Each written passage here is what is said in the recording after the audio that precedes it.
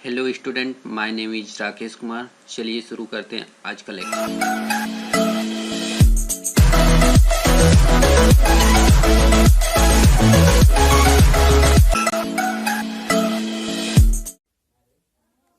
ये array series का 5वां लेक्चर है जिसमें हम डिस्कस करेंगे 2D एरे से रिलेटेड प्रोग्राम को। इसमें हम दो प्रोग्राम के बारे में डिस्कस करेंगे, जो कि पहला प्रोग्राम है write a program to display the element of 2D array. तो 2D एरे के एलिमेंट को हमें डिस्प्ले करने का प्रोग्राम लिखना है। तो सबसे पहले समझ लेते हैं कि एरे 2D एरे को हम लोग पढ़ चुके हैं कि मेमोरी में कैसे रिप्रेजेंट होता है। तो मेमोरी में किस हिसाब से रिप्रेजेंट होता है, रो मेजर में या कॉलम मेजर में रिप्रेजेंट होता है। जबकि हम एक बात और बताए थे कि जो हमारे दिमाग में चलता है कि 2D एरे रो और कॉलम में स्टोर होता होगा। तो मान लो इस हिसाब से मेरे दिमाग में चल रहा है कि रो और कॉलम में स्टोर हुआ है डाटा। तो सबसे पहले कितना रो है कितना कॉलम है ये बताना पड़ेगा या मेंशन किया होगा।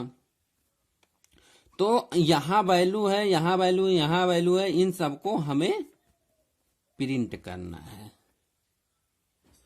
अगर हम इस प्रोग्राम से रिलेटेड बात करें एरे की, तो हमारे पास एक एरे है जिसका नाम है एरे, जिसमें 2 रो है 3 कॉलम है। 2 रो है और 3 कॉलम है।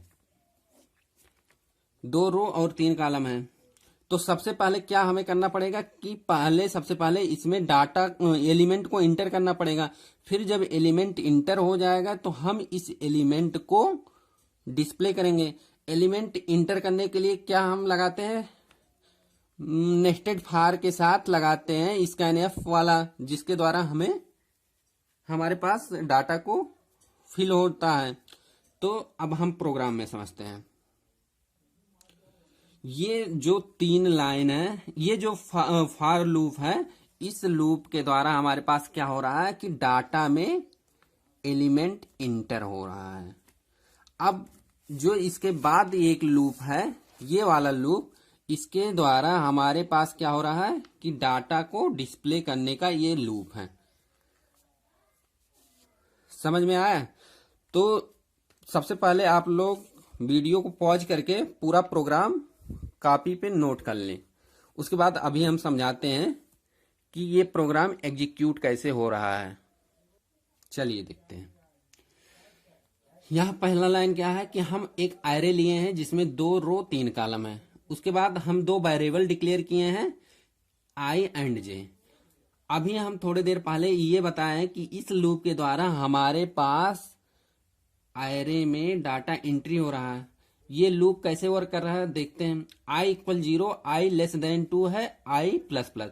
ये <2, ये पहला जो i का ये i की कंडीशन लगाते हैं वो रो के हिसाब से लगाते हैं। दूसरे वाले लूप में जो कंडीशन लगाते हैं वो कॉलम के हिसाब से लगाते हैं। तो हमारे पास अगर 2 रो है तो i <2 का कंडीशन लगाए हैं। हमारे पास 3 कॉलम है तो i <3 का कॉलम लगाए हैं। अगर i की वैल्यू 0 है तो हम यहाँ कंडीशन चेक करेंगे। कंडीशन ट्रू है तो उसके बाद इस लूप पे आएंगे, j = 0, कंडीशन चेक करेंगे, कंडीशन ट्रू है तो जो लूप की बॉडी में इंटर करेगा। इसके हिसाब से क्या है, पहला output inter value for array 0 0। मान लो हम कोई एक वैल्यू इंटर कर दिए 3। उसके बाद क्या होगा, फिर लूप रिपीट होगा। फिर जे की वैल्यू बढ़ेगी, जे की वैल्यू बढ़ के 1 हो गई। अभी भी आई की वैल्यू 0 है तो नेक्स्ट ये एग्जीक्यूट होगा। मान लो इसी तरह से एग्जीक्यूट हो गया, हम पूरा डाटा फिल कर चुके हैं।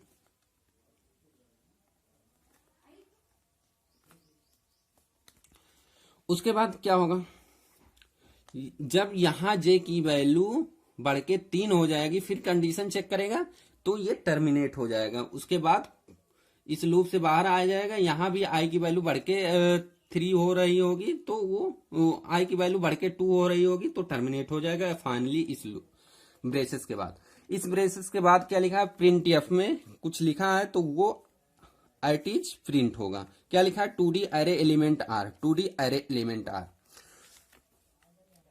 उसके बाद हम लोग इस लाइन पे आ जाएंगे। इस लाइन पे हम लोग क्या देख रहे हैं कि यहाँ ये जो फॉर लूप लगा है वो क्या है, डाटा को डिस्प्ले करने के लिए हम लगाए हैं, डाटा को एरे से निकालने के लिए यूज कर रहे हैं। तो अब फिर वही फॉर लूप है, जैसे हम डाटा के लिए इंटर कर रहे थे तो वैसे डिस्प्ले करेंगे। डिस्प्ले करवाने के लिए हमें printf फंक्शन यहाँ लिख दिए हैं, उस पर्टिकुलर इंडेक्स वैल्यू पे वो जाके डाटा रिट्रीव हो जाएगी।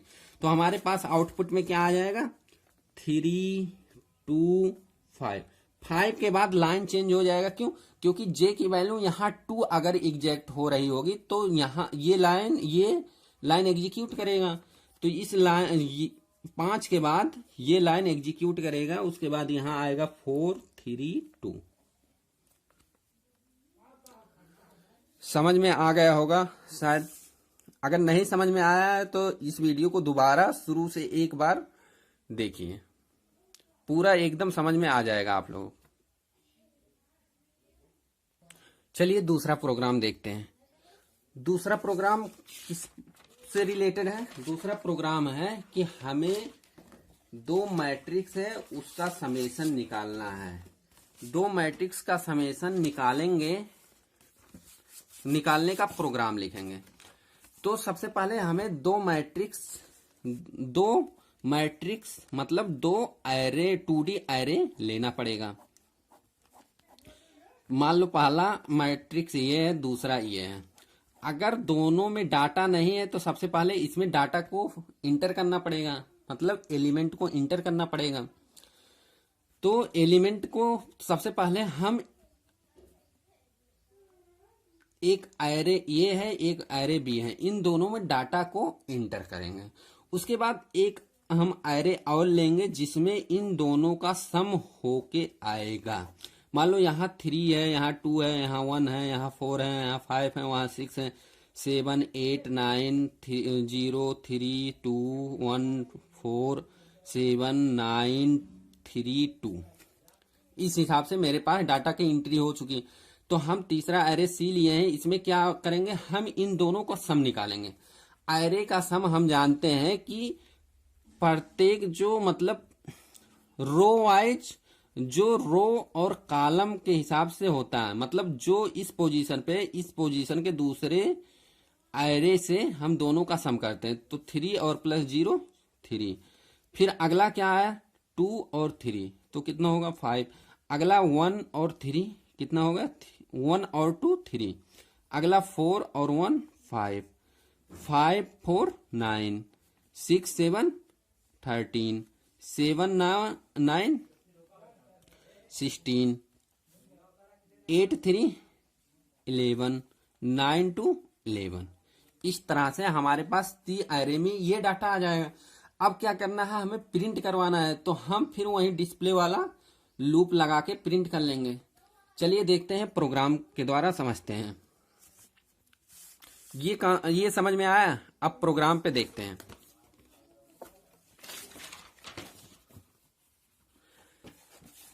आप लोग वीडियो को पॉज करके पूरा नोट कर लीजिए, जिससे कि हम पूरा प्रोग्राम एक बार में समझा सकें। तो ये प्रोग्राम पूरा एक पेज पे मेरे नहीं आया है, तो इसलिए हम अपनी कॉपी को इधर उधर करके पूरा प्रोग्राम एक बार दिखा दे रहे हैं। और यहाँ आगे भी है। तो आप वीडियो को पॉज करके पूरा प्रोग्राम एक बार नोट कर लीजिए। इसके बाद चलिए देखते हैं ये प्रोग्राम एग्जीक्यूट कैसे हो रहा है।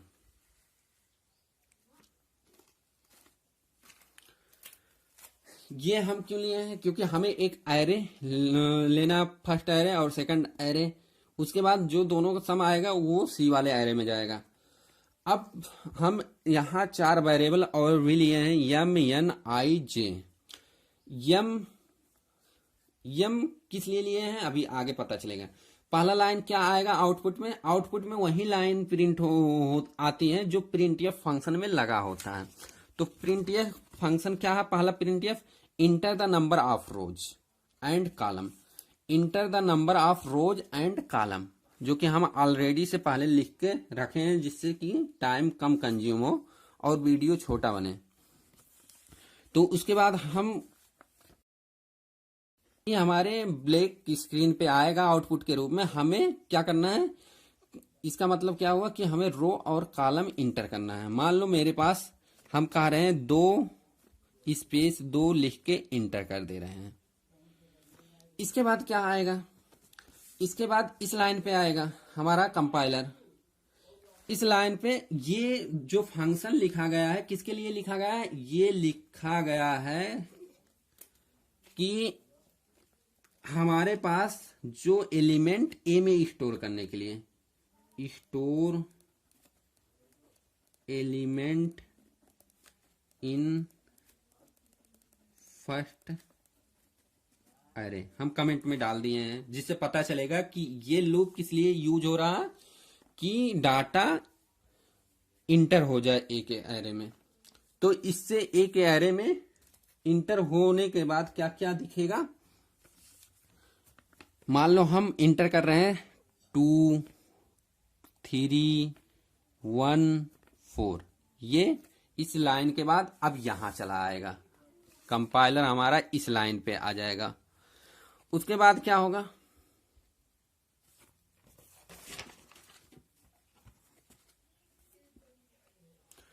ये लाइन किस लिए, ये लूप किस लिए है कि बी में डाटा को स्टोर करने के लिए, स्टोर एलिमेंट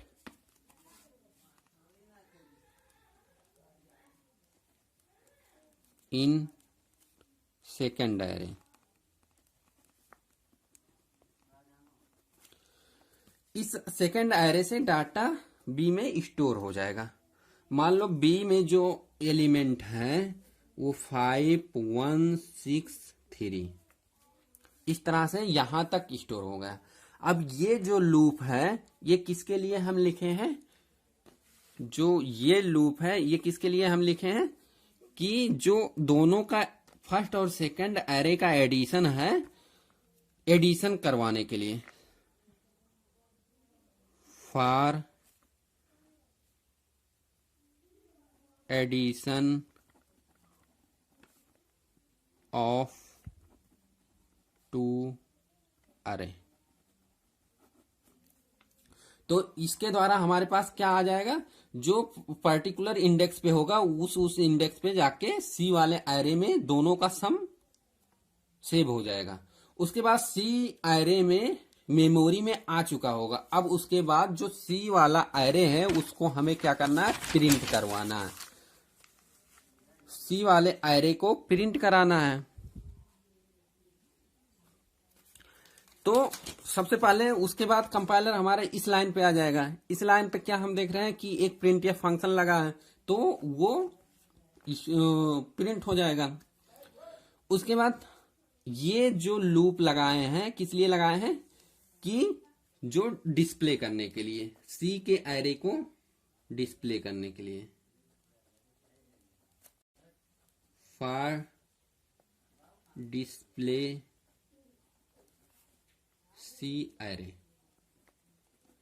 इस लूप के द्वारा जो सी में वैल्यू स्टोर हुई होगी वो प्रिंट हो जाएगा। सी में क्या वैल्यू स्टोर हुई होगी, पहले हम देखते हैं हमारे माइंड में क्या चल रहा है कि ए में कौन कौन सी वैल्यू स्टोर हुई होगी और बी में कौन कौन सी वैल्यू स्टोर हुई होगी। ए में 2 3 1 4, बी में 5 1 6 3, सी में क्या आएगा, इन दोनों का सम आएगा। तो 2 5 7 3 1 4 1 6 7 4 3 7, ये सी में एलिमेंट होंगे।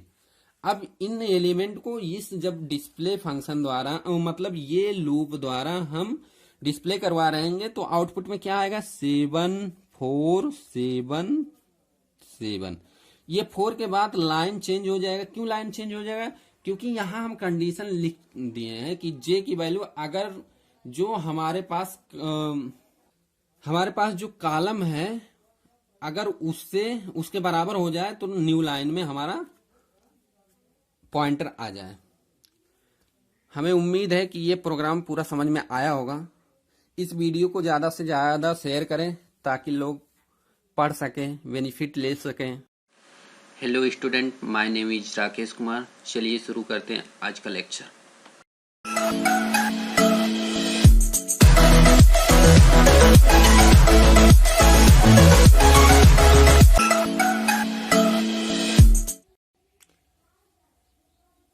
ये एरे सीरीज का पार्ट 6 वीडियो है, जिसमें हम डिस्कस करेंगे कि किसी फंक्शन में एरे को कैसे पास किया जाता है।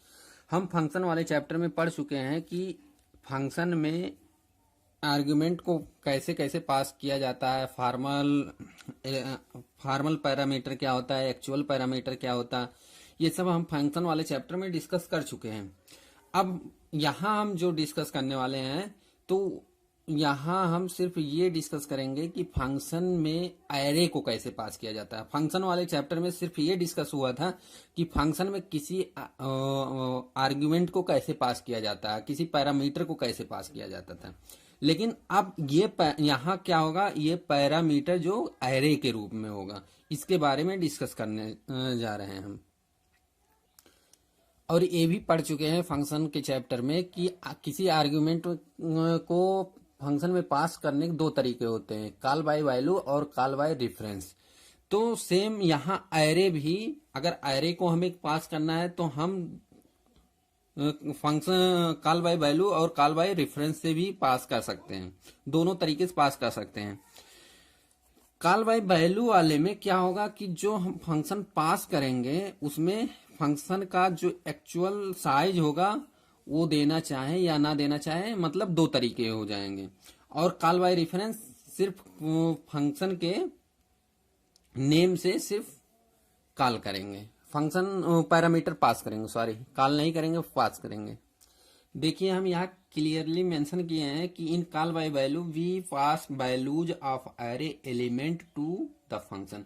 मतलब क्या होगा कि हम कॉल बाय वैल्यू वाले तरीके में एरे के एलिमेंट को पास करेंगे, और जबकि कॉल बाय रेफरेंस में हम सिर्फ एरे के नेम से ही डाटा को एक्सेस करेंगे। इस तरीके से दोनों मिला के हम बात करें तो हमारे पास तीन तरीका है कि किसी एरे को passing array to the function. पहला तरीका क्या है कि अगर हम फॉर्मल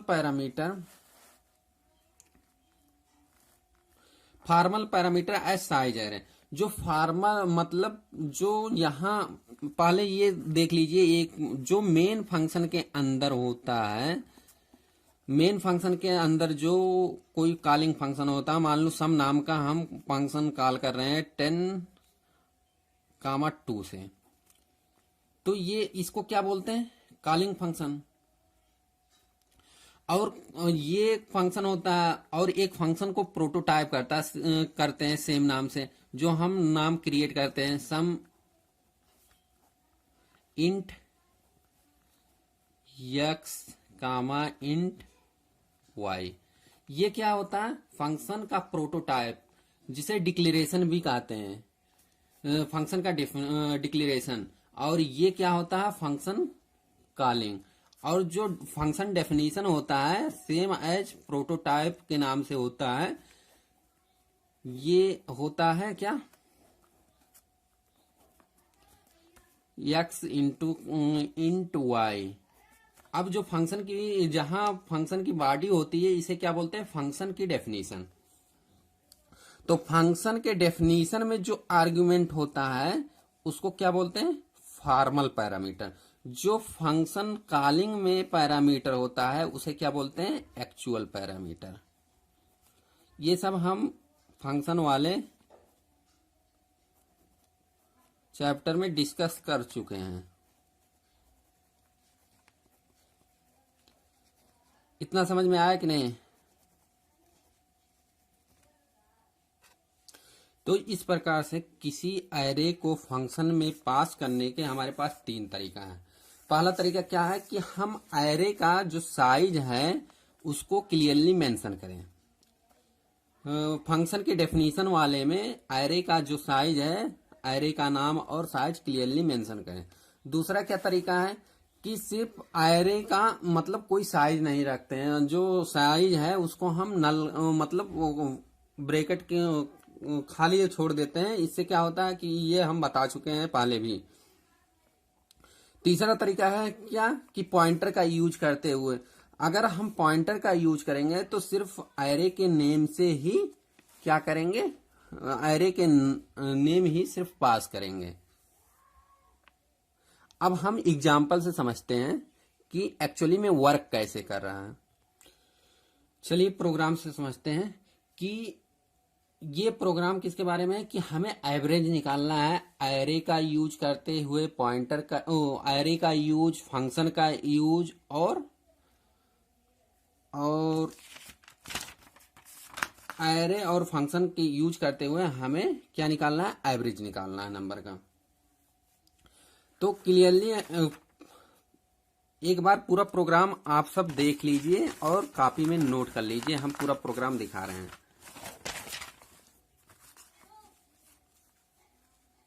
अब वीडियो पॉज करके प्रोग्राम को नोट कर लीजिए इतना, और थोड़ी देर हम रुके रहते हैं। जिस वीडियो को ज्यादा से ज्यादा शेयर कर दीजिए ताकि ये वीडियो ज्यादा से ज्यादा लोग देख सकें और वो सब अपने सेमेस्टर एग्जाम की तैयारी कर सकें। ये कोरोना वायरस की वजह से हम लोग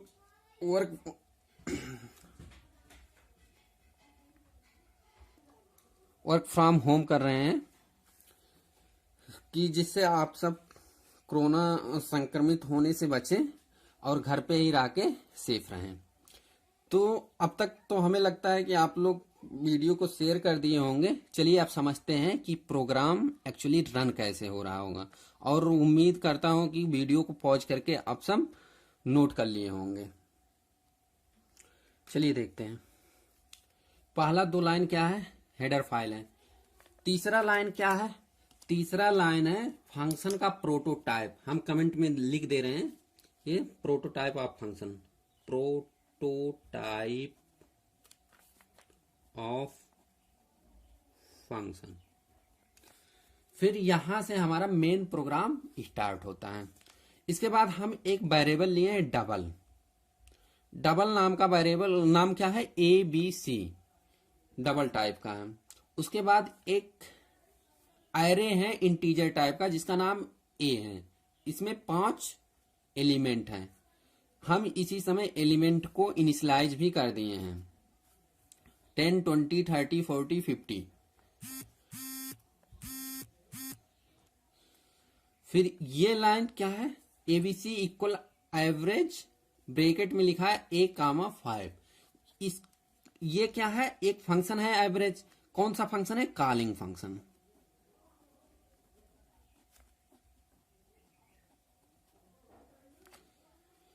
उसके बाद ये क्या है कि एरे जो हम डिक्लेयर किए हैं उसका नाम है, और 5 क्या है, एरे का साइज है। मतलब हम 2 आर्ग्यूमेंट पास कर रहे हैं, एक एरे है और एक साइज है एरे का। अगर ये यहां एरे, इस फंक्शन के बाद ये फंक्शन क्या खोजेगा कि एरे की डेफिनेशन कहाँ लिखी है, एरे की डेफिनेशन कहाँ पे है। तो यहां से कंपाइलर उठ के डायरेक्टली इस लाइन पे आएगा। यहां अगर ये एरे है तो हमें उस एरे में जितने एलिमेंट हैं उनको स्टोर करने के लिए कुछ एरे ही टाइप का होना चाहिए हमारे पास पैरामीटर। तो हम एक नम नाम के एरे को डिफाइन कर लिए हैं जो इंटीजर टाइप का, और एक पैरामीटर और हम n डिक्लेयर कर लिए हैं। n में हम में क्या एक्चुअली आएगा, एरे का साइज आ जाएगा, और नम में क्या आ जाएगा, एरे का जो पैरामीटर होगा, जो एलिमेंट होगा वो आएगा। उसके बाद जब ये फंक्शन पे कंपाइलर आया तो इसके बॉडी के अंदर गए तो हमारे की एक वेरिएबल है i जो इंटीजर टाइप का है। फिर और डबल टाइप का सम है और एवरेज है। फिर ये क्यों हम फाल लूप क्यों लगा रहे हैं, क्योंकि जो यहां से पैरामीटर आएगा नम वाले में तो नम पैरामीटर नम एरे है, तो यहाँ हमें एरे से डाटा को निकालने के लिए, रीड करने के लिए एक लूप की जरूरत पड़ेगी।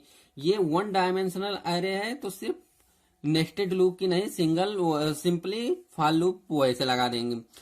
अब I equal 0, I less than n, यहाँ कंडीशन क्या है कि एरे की साइज से छोटा हो। हम इंडेक्सिंग के रूप में बात करते हैं, तो जो इंडेक्स होता है एरे के साइज से -1 होता है, इसीलिए हम लेस देन सिर्फ लगाए हैं। अगर n -1 यहाँ कर दे तो इक्वल भी लगाना पड़ेगा। उसके बाद क्या है, सम इक्वल सम प्लस नम आई। सम में इस समय कितना है, 0 है। नम आई में क्या है, आई की वैल्यू 0 है, मतलब इंडेक्स वैल्यू 0 पे जो एलिमेंट होगा वो एक्सेस होगा 10, तो इस समय सम में 10 होगा। उसके बाद आई की वैल्यू रिपीट बढ़ेगी इस तरह से, आई की वैल्यू 1 हो गई, तो अब इंडेक्स 1 वाली वैल्यू को वो रिट्रीव करेगा, फिर सम के साथ जोड़ देगा। इस तरह से मेरा पूरा सम कैलकुलेट हो जाएगा। सम में इस एरे के हिसाब से हमारे पास 150 आएगा।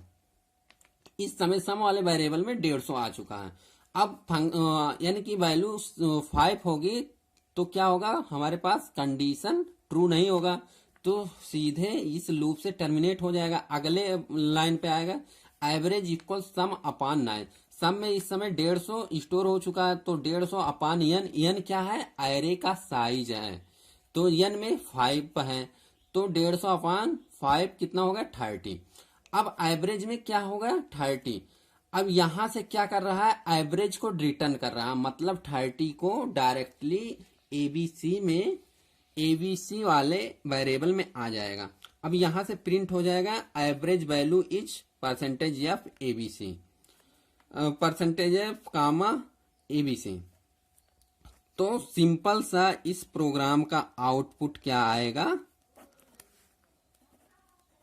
एवरेज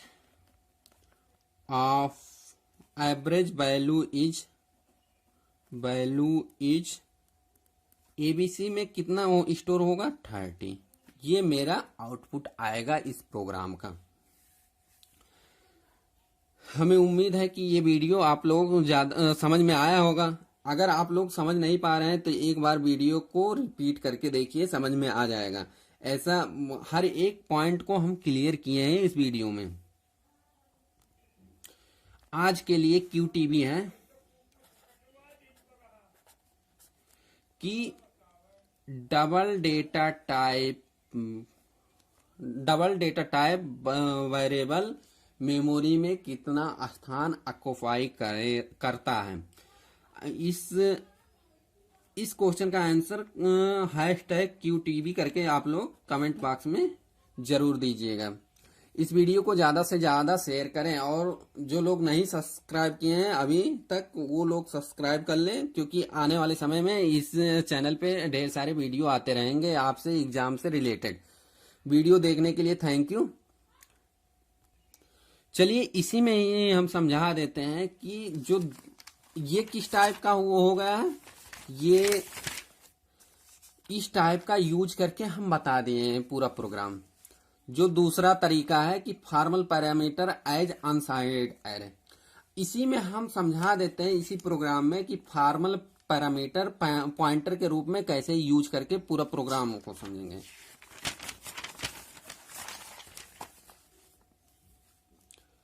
अब हमारे पास हमें किसके रूप में देना है, पैरामीटर पॉइंटर के रूप में देना है।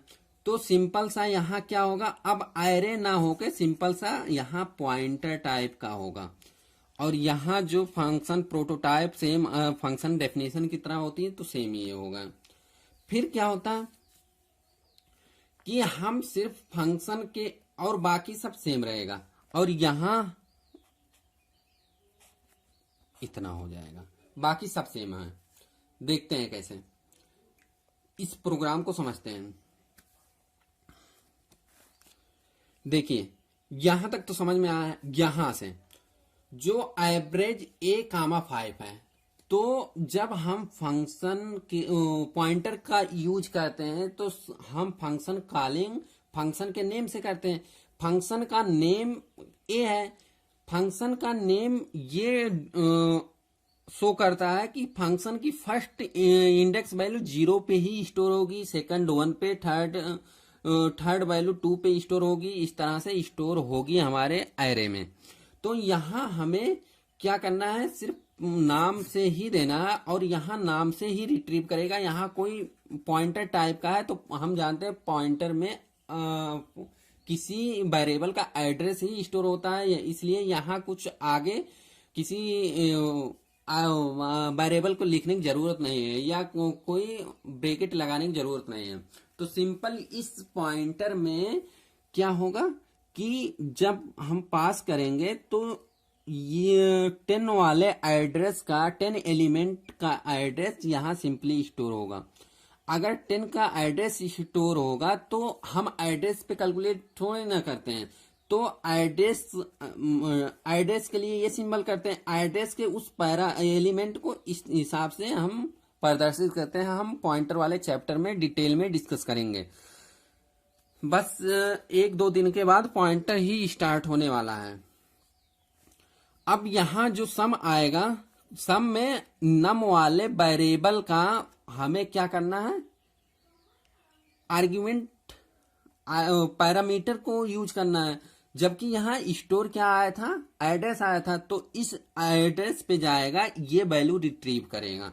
सेम मेरा प्रोग्राम सेम वही रहेगा, बस ये 3 चेंज होगा पूरे प्रोग्राम में मेरे। जो तीसरे टाइप का हमारा तरीका है किसी एरे को फंक्शन में पास करने का। आप लोग क्यूटीवी का आंसर जरूर लिखिएगा कमेंट बॉक्स में, और इस वीडियो को ज्यादा से ज्यादा शेयर करिए। और वीडियो देखने के लिए थैंक यू।